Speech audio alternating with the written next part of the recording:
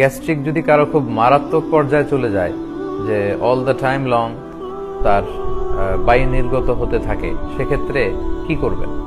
এই প্রশ্নটা অনেকে করে, কারণ আমরা যে পরিমাণে খাদ্যে ভেজাল এবং তৈলাক্ত ভাজা পোড়া আমরা খাই এবং যে ফাস্ট ফুড সংস্কৃতিতে আমরা অভ্যস্ত হয়ে পড়ছি, আমাদের অনেকের এই গ্যাস্ট্রিকের সমস্যা, এবং কারো কারো এতটা ভয়াবহ সমস্যা যে অলওয়েজ তার বায়ু নির্গত হতেই থাকে।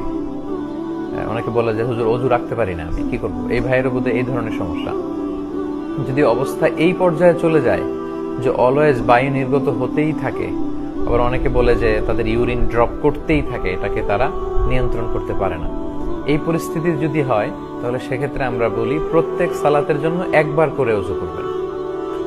That's it. যেমন জোহরের সালাতের জন্য আপনি একবার অজু করেন, সাথে সাথে যদি অজু ভেঙেও যায়, কিছু করার নেই, আপনি সালাত পড়ে ফেলবেন। জোহরের জন্য একবার অজু করবেন এবং সাথে